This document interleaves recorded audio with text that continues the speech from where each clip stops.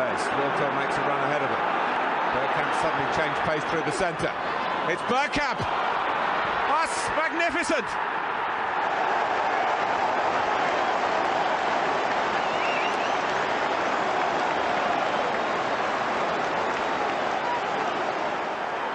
The move, and then this, which left Dabby's ass totally stranded.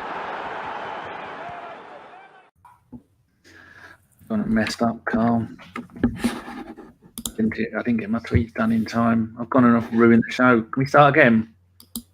Probably not, but we move. No, we can't because I forgot to cut and paste them like an absolute amateur. So people, just talk amongst yourselves. I'll be with you in a second.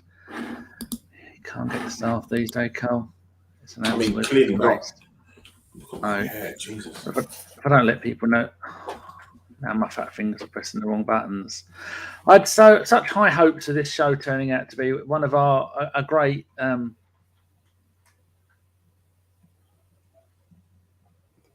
we can't hear you.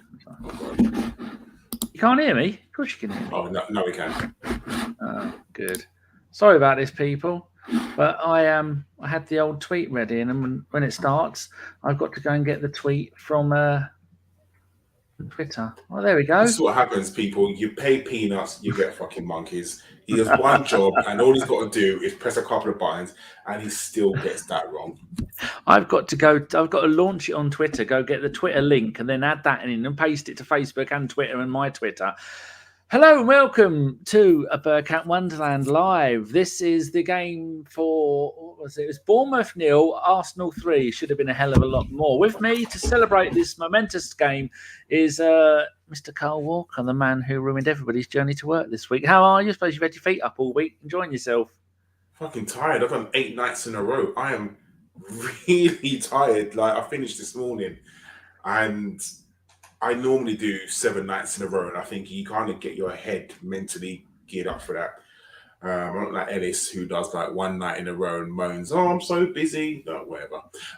Real men do 7 nights in a row, but I done 8, and I wasn't mentally prepared for the 8th night, and I am absolutely shattered. Like, I'm ready to go to my bed now, but I need to stay up a little bit longer so I can sleep properly tonight until tomorrow. Not that you really care about my woes, people, because Arsenal just won, but I felt like I needed to share with you because we're family, right? So sharing is caring, Karl.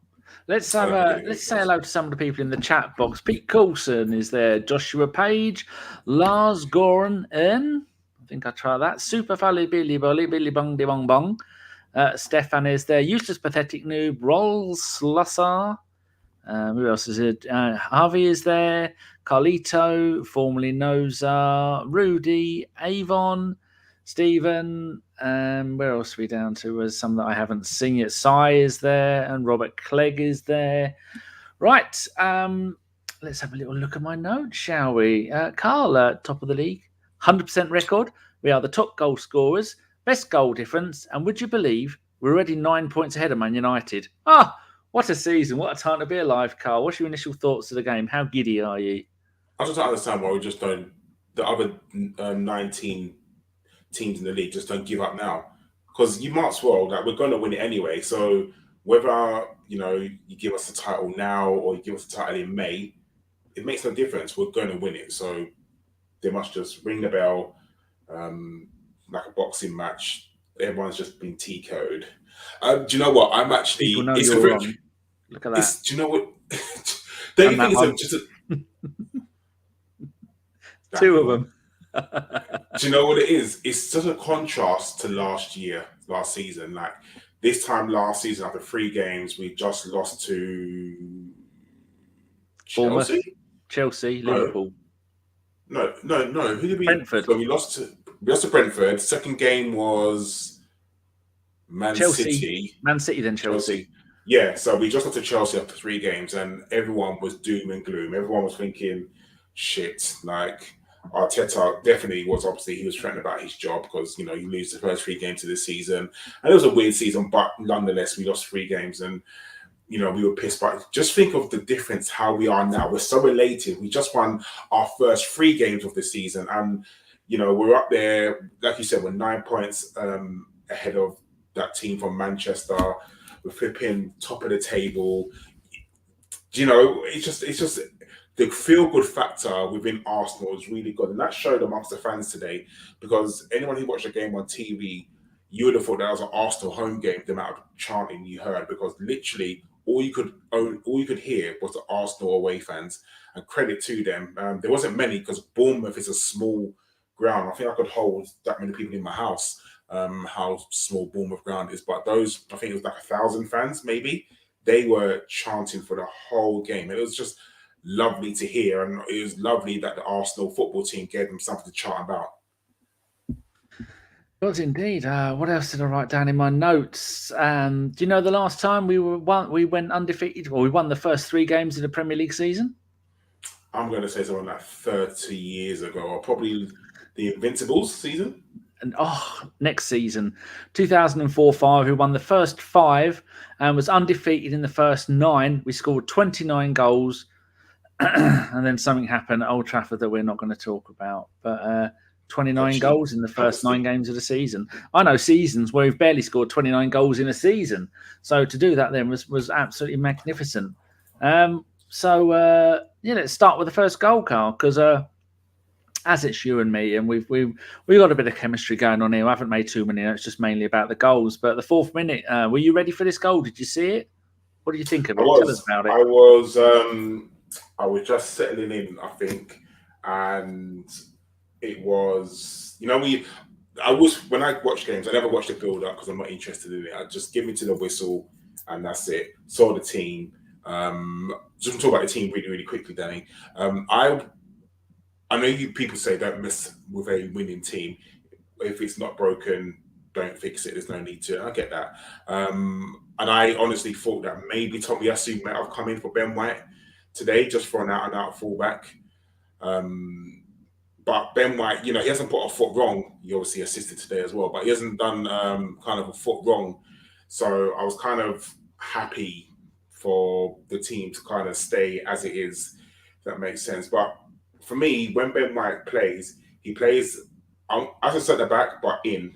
But the first goal, I know Odegaard scored it, but you have to give it to Gabriel Jesus. That run, when he got the ball from, I think it was Ben White, and he turned and ran at the Bournemouth defence and popped it off to Martinelli.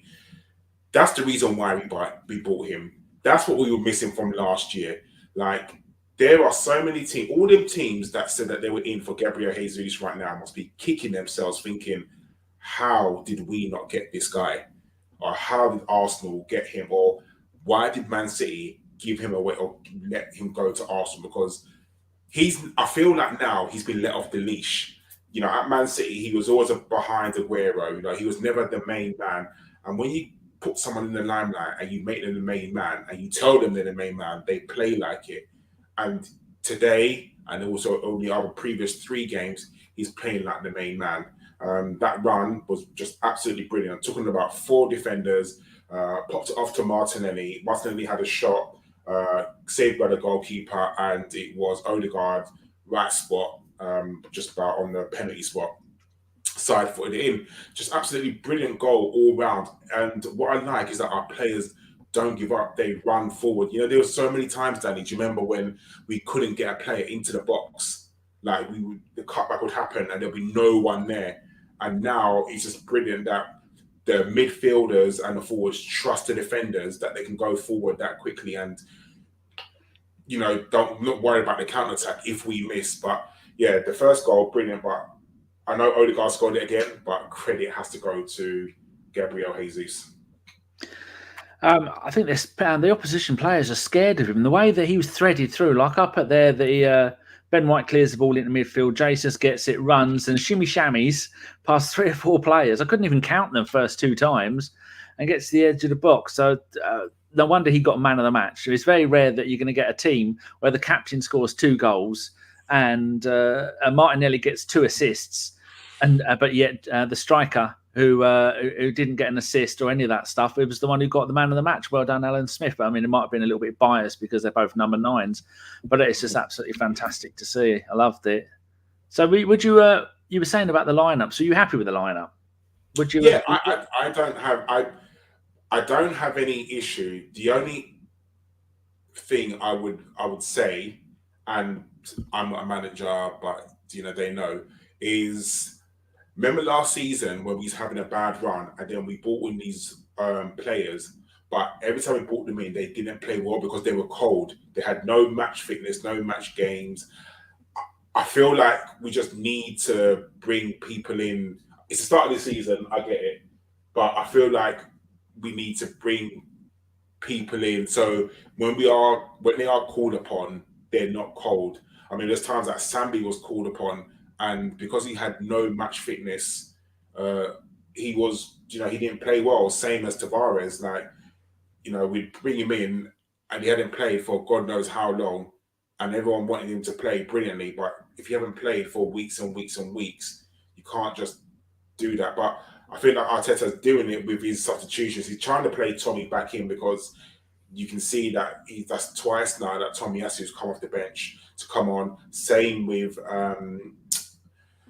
Smith Rowe doing the same thing. Same with Eddie. I think he's trying to keep these players fresh for if and when we need him, because Gabriel Jesus can't play every single game of the season. It's impossible, especially when we go into Europa League times. You're more than likely Eddie will be the starter. So he's trying to integrate, some of the people into the squad. But I don't have a problem with the starting lineup today. Not at all. I think it was the right call. Like I said, if it's not broke, don't fix it. Don't be a tinker man. But I just feel like we need to maybe integrate soon, because I think it's, September? It's the end of this month, isn't it, that Europa League starts? So, we're going to need to start, definitely going to need to start getting these players off the bench and match fit. Our Nick has just been through our preview video and he's brought this up. Only one person went into our comments and put the result in there, and that was it's not bloody come up, has it? Why hasn't it done that? Oh, that's annoying. Anyway, it was, I've got it up here, it was Ms. West Lower, but 3-0 to the Arsenal. Come on, you Gunners. The only person to bother putting it in our chat. Absolutely shameful. Rest you should have done it. But Nick is all, because Nick's good. He's gone and got a screen grab from the live chat. Brady's Banana 3-0. Screen Boy 2-0. Adam 4-2. Paul Nell 3-1. Natasha Nunez nipped in at the end of a 3-0. Gabby, Saka, and Zinni. Well, close. Pete Coulson said 2-1. Petri said 5-0. Tom Andrew 3-1. Peter Wilson, Nick's dad, said 3-0. So there you go, people. Only because Nick reminded me, otherwise I'd have completely forgot. Well done to those who did it. And this one should have gone in the comments. You should have put your guesses in there. Next thing I got, Karl, is 10th minute. Goal by Odegaard, assist by White, pre-assist by Saka. Ben White again brings it up from brings it upfield and does a quick 1-2 with Saka on the right-hand side of the pitch, almost offside as Ben crosses it low to Jesus, who I now spell Jaysus, so I remember how to say it. I'm awful with names. But Odegaard steps in ahead of him, nicks it off him and bangs it in at a tight angle. Magnificent. And there's no arguments. Like you were saying earlier, Karl, how many years have gone by where the ball will be around the edge of the box, tippy-tappy. We've got two players that Ben White squared it to, and either of those two would have scored. It's almost, we're just being spoiled, aren't we? Yeah, like I said, I think it's more of a trust thing, because I think back when we had the likes of our defenders, Socrates, Lichtsteiner, those sort of people, I don't think we quite trusted the defence. So we knew that the counter-attack, if it came, we'd have to get as many men back as possible. And we tried to definitely counter-attack against that. And I think now there is a kind of a trust with Saliba, Gabriel, Ben White at the back, and Zinchenko, who kind of plays as a midfielder anyway. There's trust that he will get back. But you're right, the second goal was a thing of Ben White with an overlap, which was just brilliant. Played like a proper fullback, not a centre-back. And I think because Ben White has played at fullback, played at centre-back, played in midfield, I think that makes him a better all-round player, which I really, really like. because he's got his head screwed on, so he knows. I mean, the overlap was brilliant out to Saka, then him just running around, wasn't picked up by any defender, which Bournemouth's kind of defender was left a lot to be desired today, let's be very honest. But do you know what? It is what it is. And like I said, the cutback was there between him and Jesus, and it was Odegaard who took the shot and scored. And just a thing of beauty, you kind of get what I mean? Like, it's just lovely. So to see things like that, it just makes you so happy, because, you know, we was in a bad place last season. Credit goes to Arteta and the training team and the players as well, because the players are the ones that have to go out on the pitch and execute their plans. And it just seems like everyone at Arsenal is having fun at the moment. Like, they're all happy. They're happy to go into training. They're happy to go out on the pitch. They're playing for each other. There's no like leaks coming out of the dressing room. There's no stories. Everyone just seems happy. It seems like everyone's got their role. You know, at the moment, there is a real feel-good factor around Arsenal, and it's reflecting with the results on the pitch. I've gone and made an error. On our chat, people, for inside StreamYard, you have the little star, then you have three little dots next to it. I went to click on the star for what Nick had done. The three little dots popped up, and then I went to click start, and I've accidentally put Nick on a timeout. But at least I didn't ban him. So sorry about that, Nick, but Nick understands how it is with my fat fingers. I'm lucky that I didn't ban myself. So like formerly known as poor Nick. Nick understands. I've just been DMing him. He hasn't seen it yet. He's probably got the right. He's going to come around and murder me. Wise words as always, Karl. Wise words. 14th minute. Bournemouth had a breakaway twice now, and each time either Gabriel, the defender, or Saliba has kept up with their striker and then got the ball or made them go wide. Brilliant. Just having quick defenders shows how high a press we can have. Because how many years, again, going back to years ago, that we do trying to do the high press, and then we get caught out because our defenders can't run back. I mean, you have pictures of Saka breathing out of his arse, turning like milk. Koscielny was a little bit nippy, but he couldn't do it. Gabriel version 1 that we ended up sending back to Spain, he couldn't do it. Now we have got 2, maybe 3 centre-backs that are as quick as stink. And then these strikers must be thinking, we're going to get 1 or 2 chances a game, and then I have got 1, 2 or 3 centre-backs all over me when Ben White's playing at right back. It's fantastic, isn't it? Yeah, and I think you're right when you say about the fear factor, because there were times, Danny, you would know, and some of our older listeners will know, is that back in the, I don't want to talk about during the war, but in the hybrid days, you'd be in a tunnel and you'd look over and you see the likes of Patrick Vieira, you'd see Emile, you'd see all those players, Bergkamp, and the game was already won before we even went out onto the pitch. You know, the big teams were almost like intimidating, the same as Man United. Man United was exactly the same. You look over the Man United team, and genuinely other teams being intimidated. And Arsenal kind of lost that, like, for a good 10 years. Let's be very honest. Yeah, a good 10 years. We lost that. And I think now people are going to look over, defenders are going to look over, see Gabriel Jesus and think, I'm in for a really tough game today. They're going to see Saliba, they're going to see Ben White, they're going to see Gabriel and think, oh, God, I'm going to have to try and get through these 3, like, to try and score.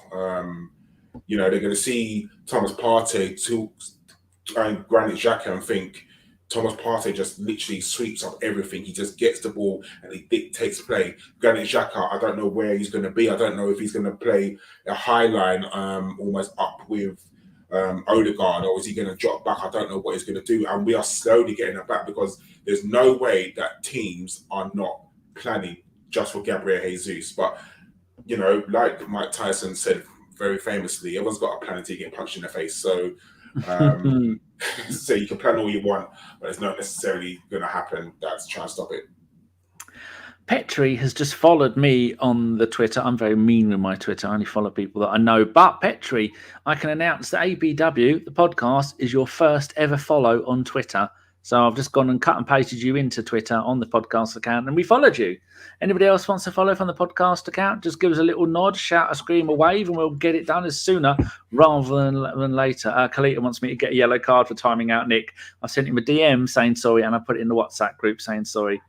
Oh, he says he probably deserved it. Fuck him then. Oh, we had a quote from Rudy. I daren't. Oh no, I can't favourite it, Rudy, because I don't know if I do time anyone out. Don't worry, I'll untime you. It'll just be 5 minutes, but I very rarely do it. Mikel Arteta on Big Willie Saliba's goal against Bournemouth. Quote: "That's the last thing I'd expect, but credit to the boy for the way he is playing and performing." When was the last time you were this excited about a defender, Karl? Never. I don't think I've ever any Arsenal defender like. Do you know the last time I was this excited about a defender? Go on. When we signed Sol Campbell. I'll be honest with you. No pressure. That's the last time. That is the last time I was excited because I still remember where I was when it was announced on Arsenal.com. I was in college, and these are the days where internet was really, really slow. I heard it on Radio 5. I used to go on Arsenal.com every single day, like in college, in the computer room.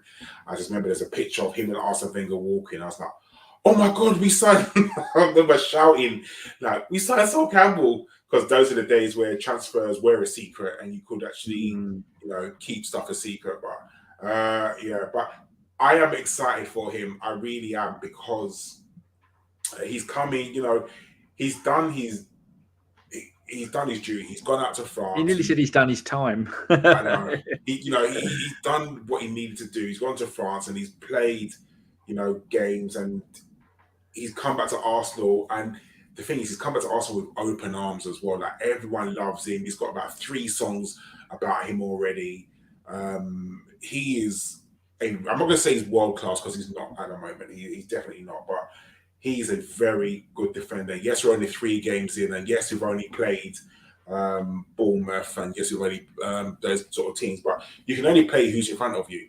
Yes, there's going to be bigger tests when we have to play the likes of Tottenham, because I'm not even putting Man United in that bracket because they're a flipping shambles of a club at the moment. So, looking at our fixtures, which it flashed up on Sky, and I was literally looking at it, and I think the next 6 or 7 fixtures it showed, and I was thinking to myself, we should win almost every one of those games, and I think our next quote unquote hardest game is Tottenham at home, which is always going to be like an atmosphere. But that is going to be brilliant. But as for William Saliba, do you know what? Like, I keep saying this every time I'm on the pod, like he's going to make mistakes. He made one mistake against Leicester. He scored an own goal. The next game, he bounces back and scores an absolute worldie. So, the boy he's a boy. Now he's 21? He's still learning his trade, and he's going to learn. So he's going to make mistakes. And when he makes mistakes, let's not jump on him. We should put an arm around him, and we keep on going. Wise words indeed. What was I going to do? Rudy's given us some more quotes and things from the game. Arteta says the Arsenal players were all singing the Saliba chant in the changing room after the game. And we've seen how much in the All or Nothing, we've seen how much the players love to the camaraderie, how good they are together. It's camaraderie, Danny, yes. That's it. I was trying to put ship at the end of that. It just wasn't working. Another one from Rudy. Zinchenko on Saliba, quote, "He is unbelievable. I wish he keeps going. He is incredible." And another one, Arteta on if the transfer policy changes with a good start, quote, "That doesn't change. We know we are short. We have to add more firepower and we can do it." Oh, what does that say to you? I think he knows. we need to add another winger. We have to. The fact that Pepe wasn't in the squad today, I think that speaks volumes. Like, he didn't even make the bench. So hopefully he is on his way to, I think it's Nice, isn't it? Which is being quoted. With Mr. Ramsey. With Aaron Ramsey, yes. I'm going to go and join up with Aaron. So hopefully once he's out, then we can get, maybe the winger that we kind of are crying out for. Because I do believe that we definitely need another person for the right-hand side, because Saka can't play every single game.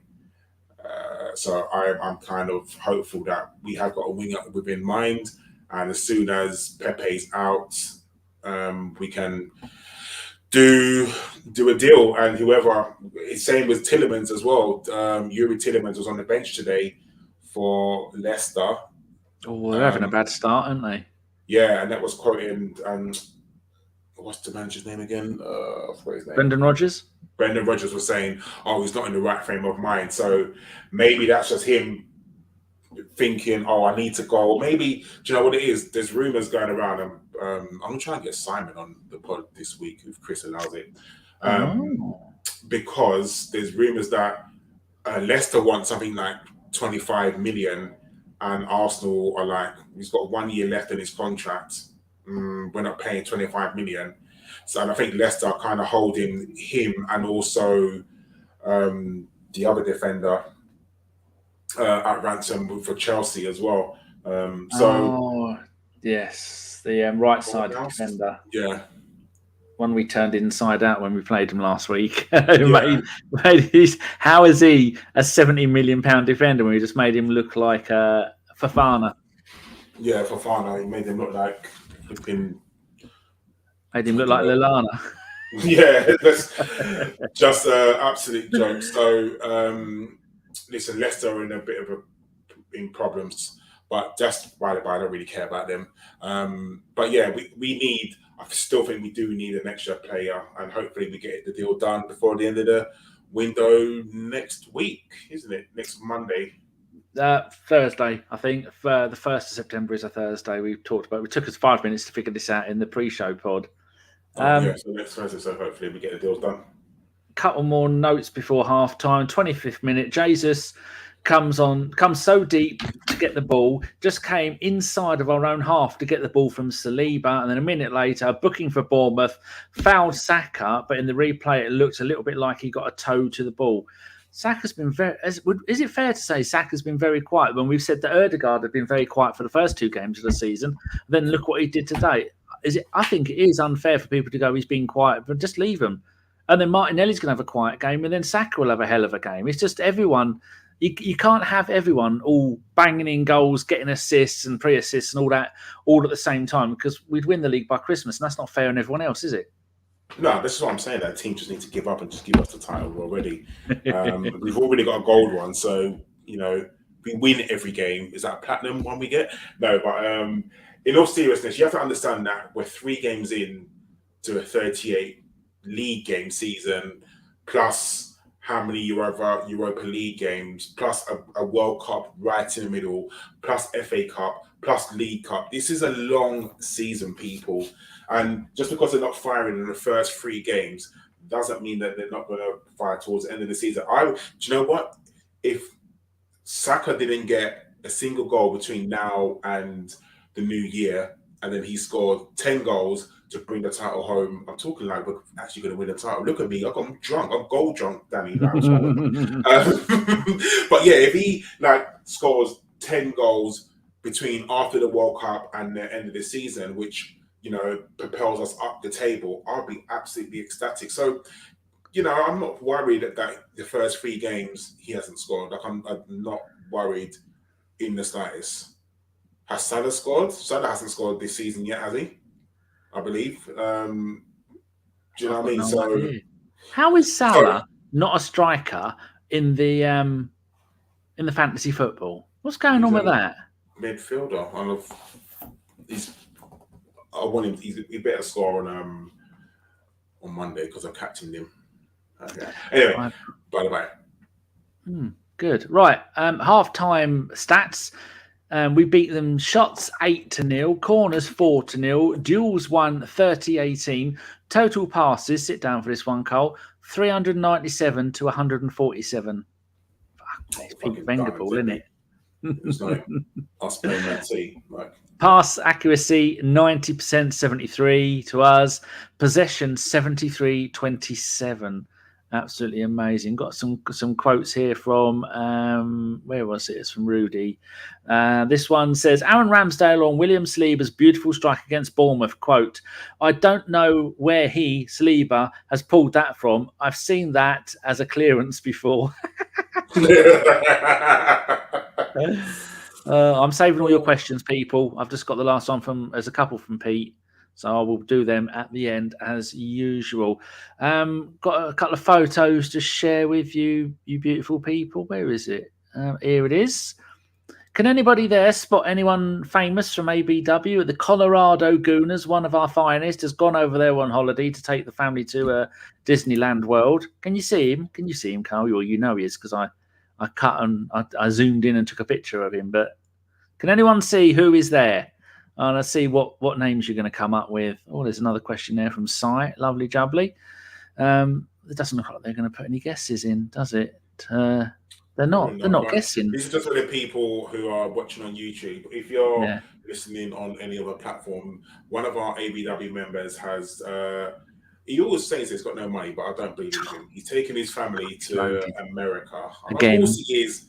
He's taken his family to America, and he's dumped his family to go and watch an Arsenal game. Our softly spoken Femi. Apparently it's not Colorado, you tit. It's Orlando. Danny. Why did I say Colorado? I know it's bloody Orlando. That's where Disneyland World is. Colorado, hold on. That's where this tit lives. That isn't Colorado. I know. I'm obsessed by you, Andy, you life-saving shit bag. Yes. Anyway, our Femi has gone over to Orlando to go and watch an Arsenal game, and he's met up with some people. And because he's so famous, probably the most famous person in ABW. They were chanting his name. More famous than Chris. Easy.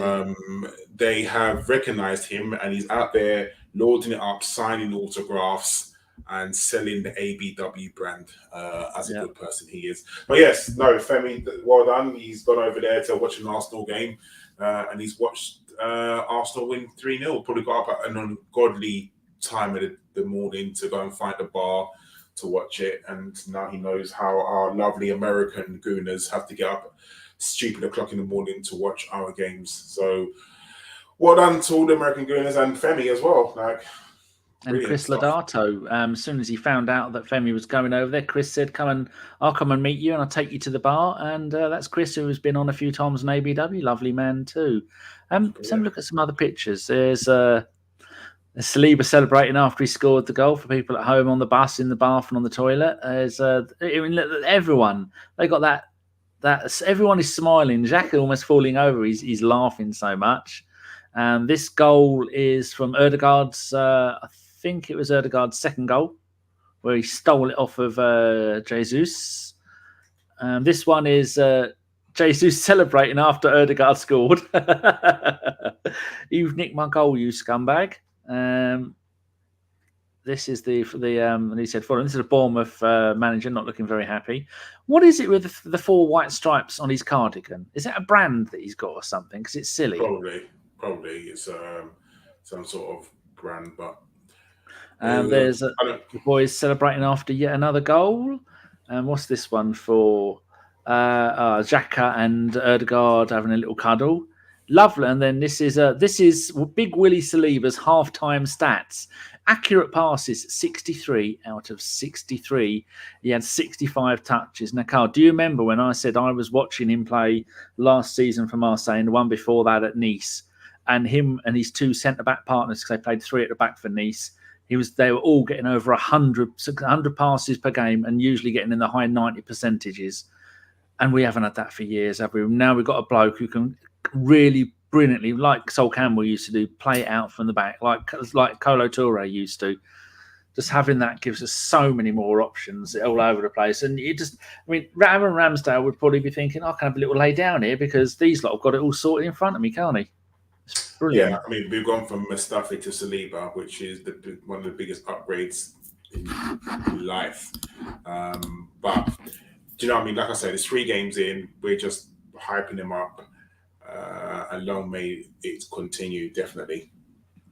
Second half, 49th minute, Ramsdale at his shenanigans yet again, misjudges his goal kick and almost messes up and blames their player for getting in his way. He needs to calm down with his playing out from the back. That is go on. I've said this, and Nick came for me when I said this. I worry about Ramsdale. I still do. Yes, he's young. He's not the finished article. I get it, but I feel like his concentration. I feel like he loses his head. I think he's like a hyperactive kid. When he's got nothing to do and finally has one thing to do, he can't control it. He has to do something like 100 miles an hour. He can't just mellow out and just chill. not saying it needs to be replaced, but I am worried about Ramsdale. But like I said, it's 3 games into the season. He's kept 2 clean sheets so far this season, which was vastly better than the end of last season when he could not keep a clean sheet for love nor money. So right now, I'm happy with him. I'm not saying we need to put Matt Turner in or anything like that, but you know, I mean, he's no David De Gea. He's not going to make a clanging like that at all. But for me, he just like, you know, when like, because we're so good. Sorry, Danny, I keep saying like, I know, and I know you hate it. When our team is so good and he's got nothing to do, I think a goalkeeper's job is really hard because you have to keep the concentration levels. You have to keep watching the play. And when you are called upon, you have to do something. And I feel like sometimes Aaron Ramsdale lets that slip a little bit. But, you know, credit to him. I can't fault him. We didn't concede a goal today. He didn't have that many saves to do. I think he had one from long range, which he literally had to stretch to save. I think that's a TV save. I don't think he really needed to do that. But he did a few of those, didn't he? Made a big deal about some of the saves just to make himself, just for the highlight. Yeah, really. I feel like there's one definitely that he didn't need to do that save. Like he could have caught it, but you know what? Like I said, we didn't concede, which I'm happy about. So for me, it's just long may it continue and carry on.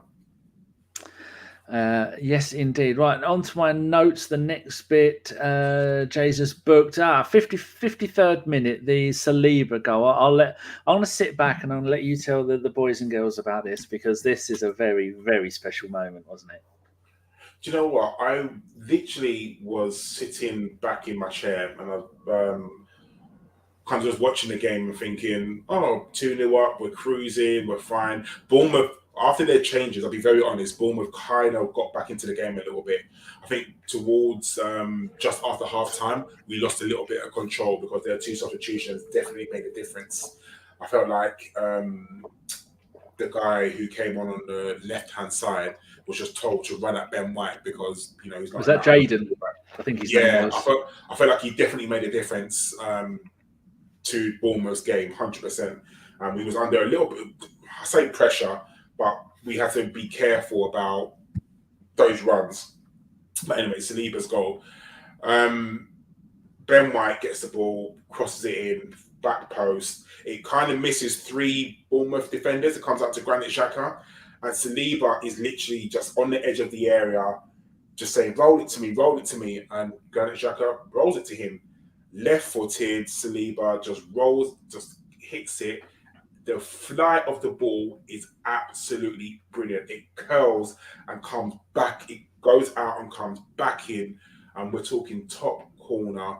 And even I shouted. I was in my house and I shouted, what a goal! It was just absolutely brilliant. Just curled, top corner. A striker, Thierry Henry, Alan Shearer, Gabriel Jesus, Aguero would have been proud to score that goal.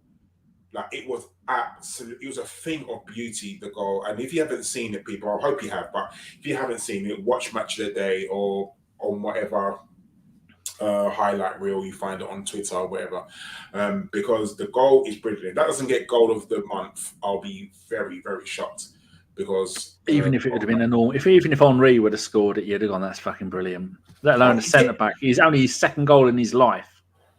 That's just absolutely brilliant. Like just left-footed, literally just caressed it. And do you know what? You got to give Granit Xhaka credit as well, because even the pass, the fact that Saliba didn't have to break stride, didn't have to control it, he could hit it first time. You know, credit to Granit Xhaka as well, because it just absolutely breathed. The whole package from Ben White's cross to Xhaka controlling it, laying it off to Saliba kicking it, just wonderful. And I will share something with everyone, dear listener. I put in the group, and I was very honest, it made my willy hard because it was sex. It was pure sex. The goal was just lovely. And yeah, it was brilliant. And you know, I think it was great that we was chanting Saliba's name all game, and then he comes up and scores, and it just gives us more impetus to chant his name as well. And that's what I really, really loved as well. It was just a thing of beauty.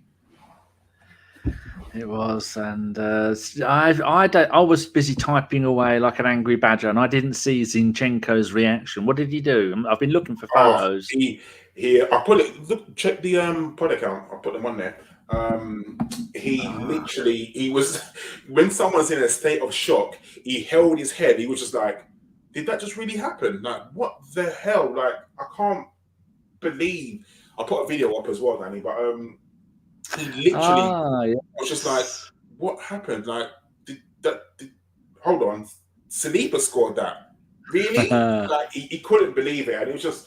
Yeah, you have to give credit to him, because I think even Arteta's reaction as well on the bench was just like, oh my gosh, like, I cannot believe this.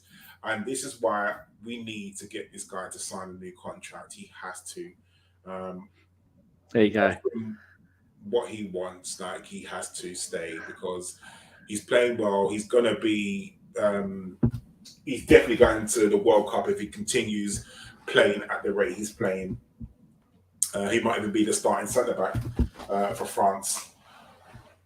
Well, it wouldn't be unjustified if he did. If people are wondering why suddenly in the last few months the ABW Twitter account has been something other than just me posting links to shows, it's Karl. Karl can take all the platitudes for that. I think that's a word. I'm not sure.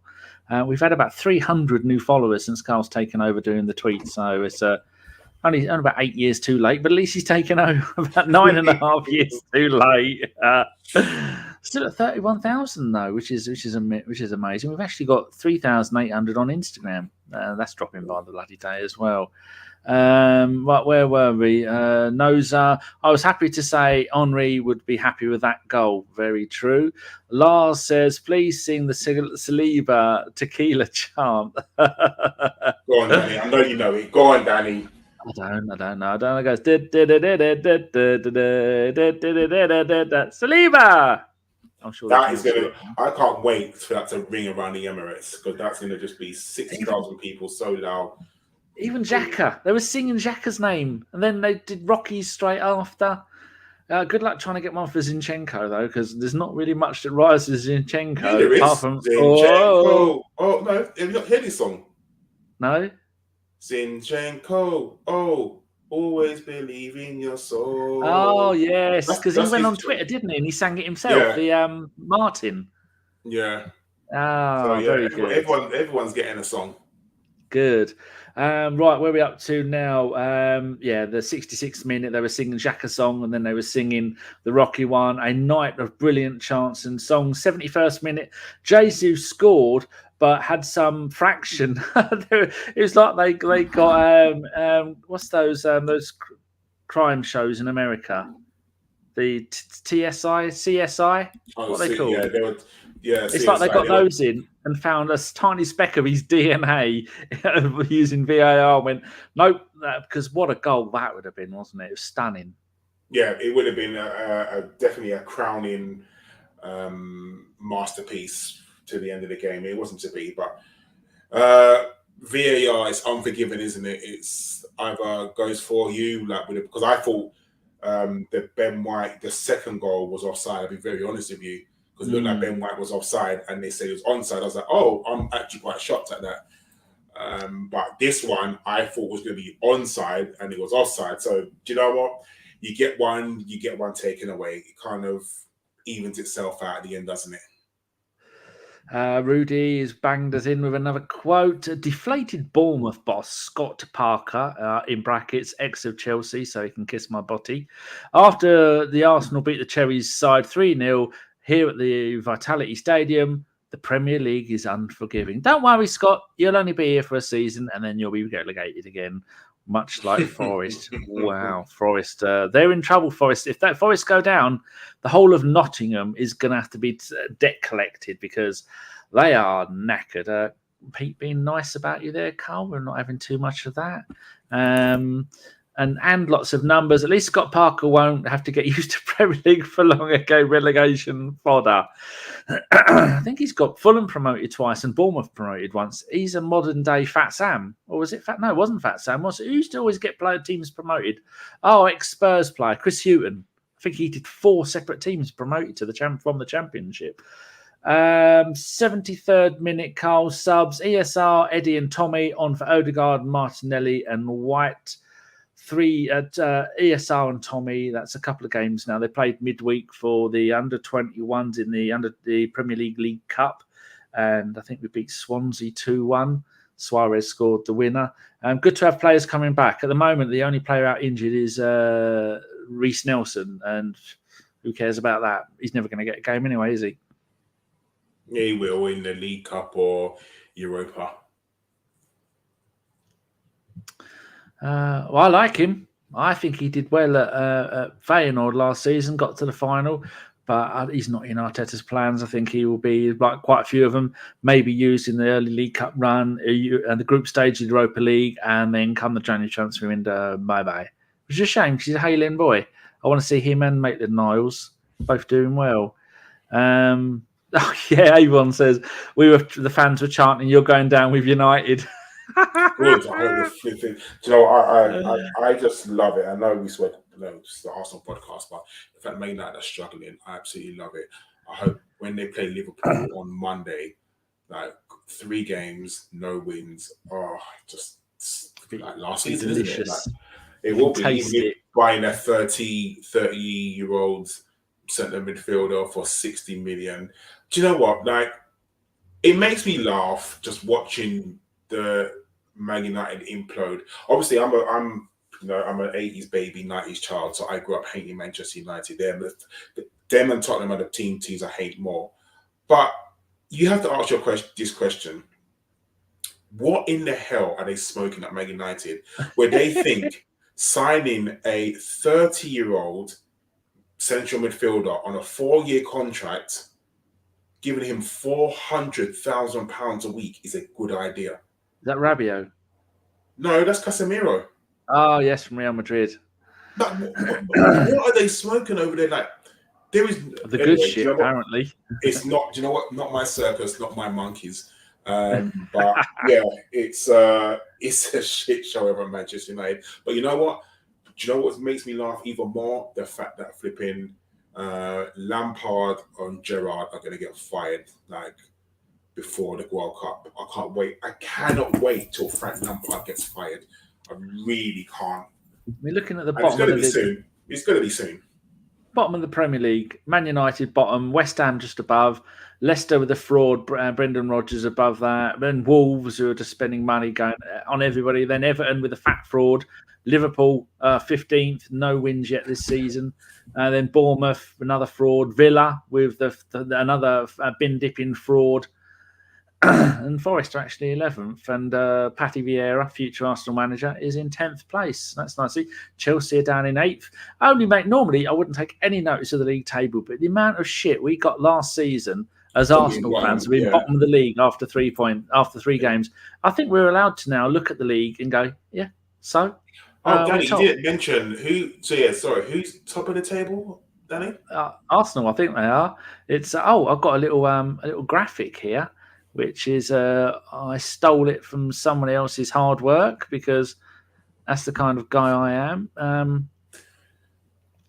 For people at home, on the bus, on the toilet and swimming, it's comparing this season to last season. Last season 0-0-3, this season 3-0-0. Last season 0 points, this season 9.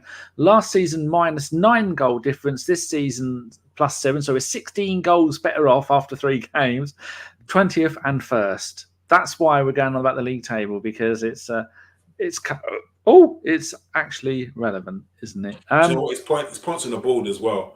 So, you know, we all know that as much as we want to play around and we mess around, you know, we're going to lose games this season. But the fact that we've got points on the board and we're not having to play catch up, other teams are playing catch up with us, is obviously a massive thing for us, I think. So it's brilliant. Now, just think, Man United, we have to lose 3 games, and Manchester United have to win 3 games just to catch up with us.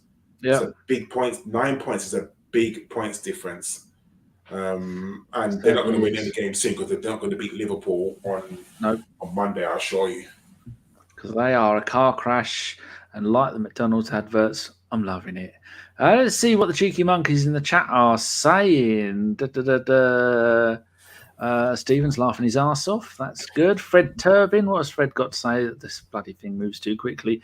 Parker, Lampard, Gerrard, they aren't actually any good. So right, Ray Anderson. So right, Karl, United and Spurs, hatred by me. Pete Coulson, bit harsh on Nelson, really unlucky injury. There is a player there. There is definitely a player there. A mid-table Premier League player, I'd say.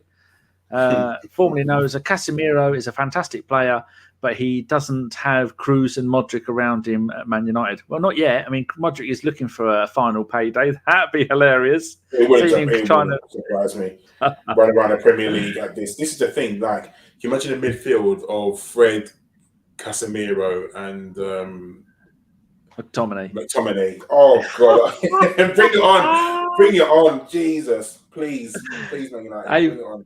Avon says, I'm amazed we are top of the league and yet the title has already been awarded to Spurs. It feels like it, doesn't it?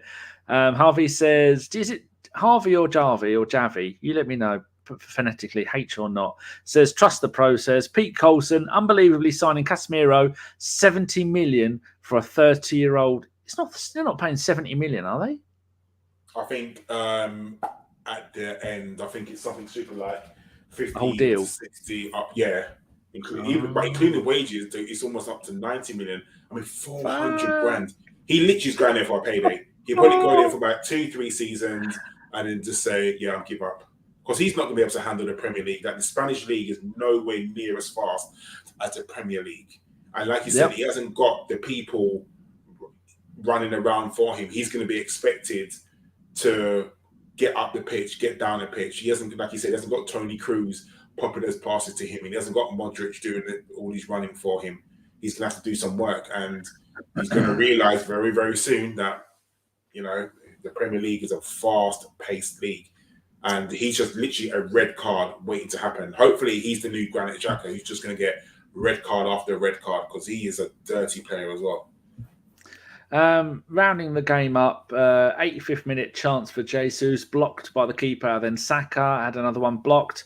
And then a substitution, 89th minute, another great chance for Eddie, who spanks it low and hard at the keeper. And 93rd minute, ESR had another chance to score from the same position and wasted it. That could have been 4. That could have easily been 3 more goals towards the end of the game. I'm just looking at the total stats for the game. The shots, we had 12 shots. 4 were blocked, 4 on target, and 4 off target. And so we have a look at the ones that were blocked. 2 from Jesus, 1 Saka, 1 Odegaard. The ones that were off target, 3 from Martinelli, 1 from Gabriel, defender. And the ones that were on target, Saliba, Odegaard, Martinelli, and I think the other one was 1. Oh, yeah, their player, Mepham. So... and then final possession 60-40, pass success rate 90 against 79, aerials 15-7, corners 4-3. Perfect game, really, wasn't it? There's no one got injured, plenty of goals, clean sheet, great day at the office. Yeah, and long may it continue, and then we go again next week. So, do you know, I'm happy. We've come away, like you said, we haven't conceded a goal. We've scored 3. It's just brilliant. And next week at Fulham, I want to say, we're Fulham at home. Yeah, Fulham at home. We can beat them. So, do you know what? Yeah, let's crack on. You know, this game's finished now. It's done. We got the 3 points. We move forward and look towards Fulham and Leno. Does he even get a game? Did Leno start today? Because I don't think he gets a game anymore. Or either way, it doesn't make a difference. Leno comes back to the Emirates, and if he played, he started. Okay, so next week, hopefully, we get to put 3 goals past him as well. Yeah, they are. There is goals involved. If you look at Fulham's first few games of the season, 2-2 with Liverpool, 0-0 Wolves, 3-2 with Brentford. but the number of goals that have been involved in Brentford games, 4 in their first game, 4 in their second, and 5 in their third. So entertaining. Let's go and Steph says great show. Cheers, Steph.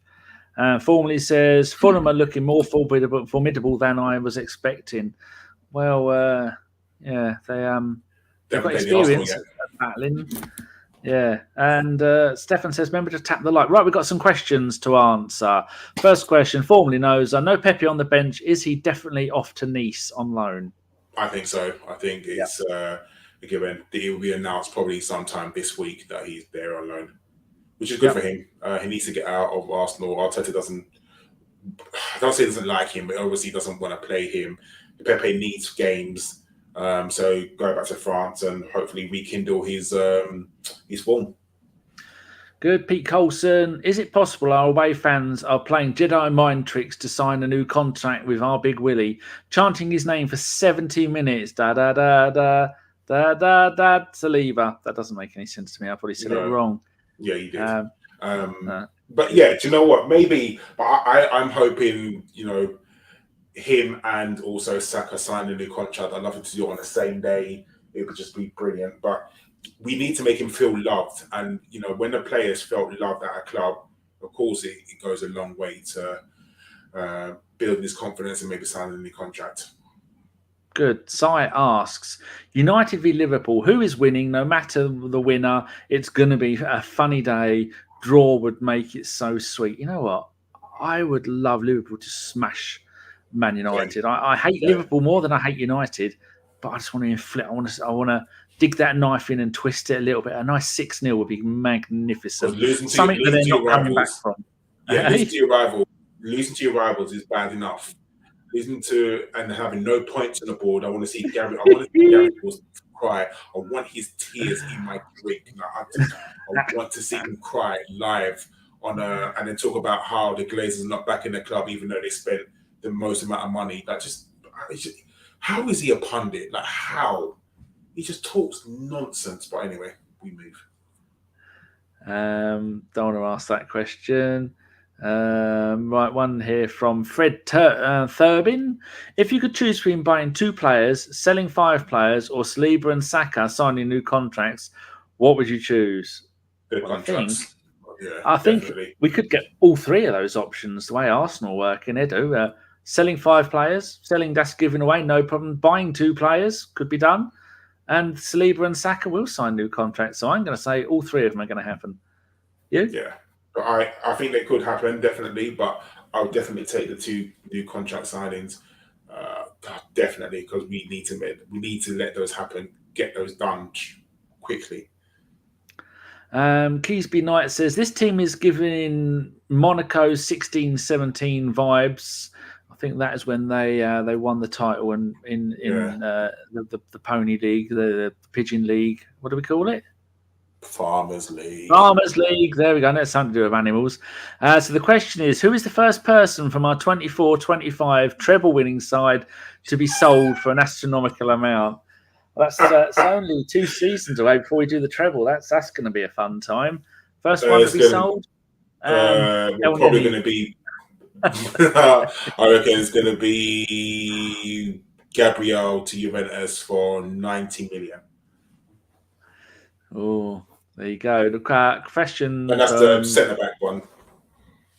Yeah. Pete Colson asks, are you stressed that Smith Rowe and Vieira and our amazing players like Tommy and Nketiah are going to struggle to get into the starting 11? No, because people need to remember we have Europa League games. Premier League is 1 game a week, and that's fine. And I think people need to remember as well that we are going to be playing every single week without fail between the World Cup. It's 2 games a week. There's Europa League Cup. Remember, we've still got to fit in the Europa League. We've still got to fit in the League Cup. And that is every single week, twice a week between now and the World Cup. So they're going to get games. It's going to happen no matter what. We have to rotate. So I'm not worried at all about people not getting game time because it's going to happen. That's what we need. We want competition for places. We need a big squad because this season, people, we are going to be playing almost 50% more games than we did last season. Last season was the lowest number of games we have played in maybe Premier League history. I can't remember. You won't be surprised to know this, Karl. I've got a list somewhere of the number of games played per season, but I won't bore you with it. Final question, unless I go and find another one in a second, is from Stephen Edwards. Was this the clash of the most attractive managers in the Premier League?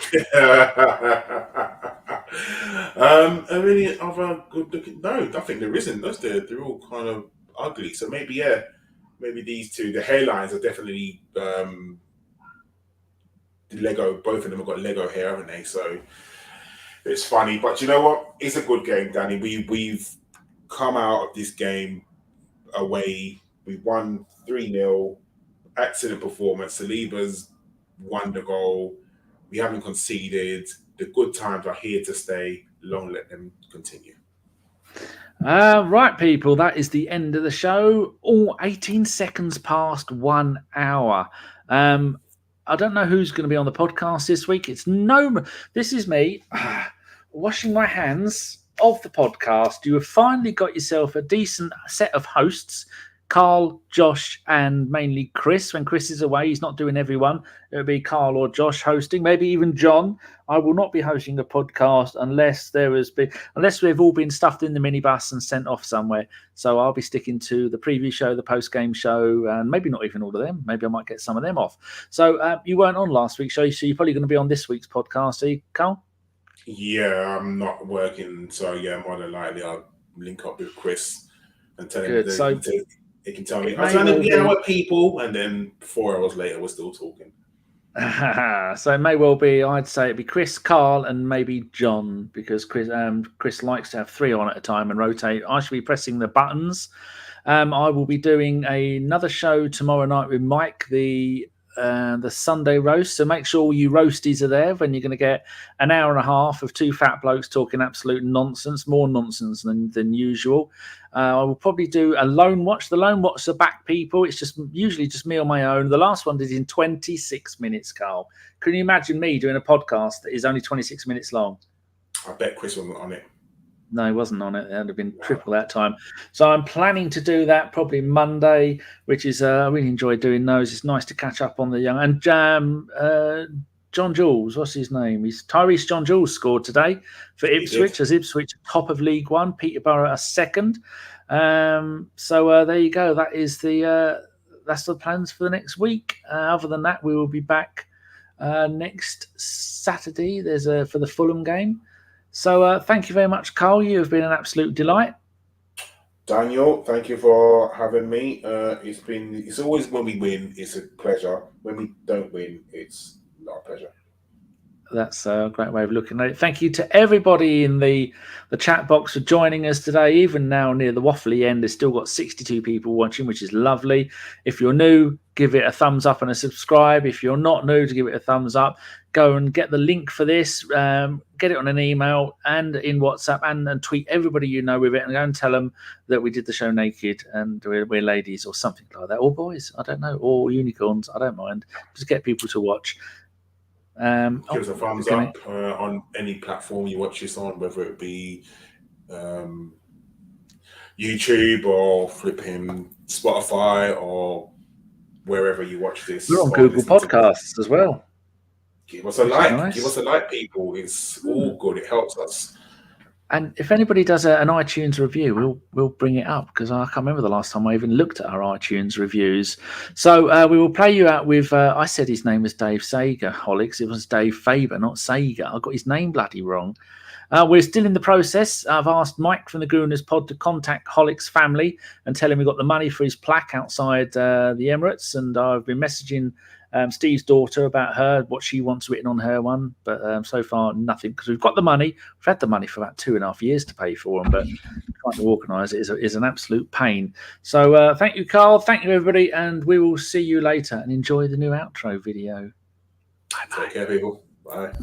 As soon as I scored that goal, I was fucking livid. Get down, dog. Splendid business. He nearly caught the bloody thing. What are you talking about? So I've just eaten a full quiche. Well, you don't often see them at it. So when you see them in the supermarket, they need to be swagged, microwaved immediately, and get the brown sauce on and bosh, Bob's your uncle. Never in doubt.